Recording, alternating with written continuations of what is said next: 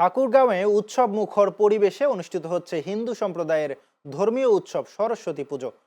শুক্রবার সকাল থেকে জেলার বিভিন্ন মন্দিরে, শিক্ষা প্রতিষ্ঠান ও হিন্দু সম্প্রদায়ের বাসাবাড়িতে নানা আয়োজনের মধ্য দিয়ে বিদ্যার দেবী সরস্বতী পূজা উদযাপন করা হচ্ছে।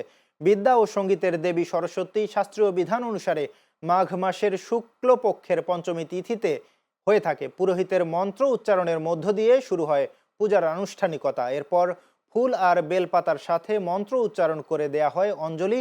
এ সময় ভক্তারা বিদ্যা ও জ্ঞানের দেবী সরস্বতীর চরণে পুষ্পার্ঘ্য অর্পণ করেন। মায়ের কাছে বিদ্যা ও জ্ঞান লাভের আশায় প্রার্থনা করেন শিক্ষার্থী ও ভক্তরা।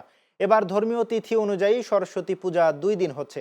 আনুষ্ঠানিকতার শেষে শনিবার বিকেলে ঠাকুরগাঁও পৌর শহরের রিভারভিউ উচ্চ বিদ্যালয়ের পেছনে টাঙ্গন নদীর দুর্গার ঘাটে প্রতিমা বিসর্জনের মধ্য দিয়ে শেষ হবে পূজার আনুষ্ঠানিকতা।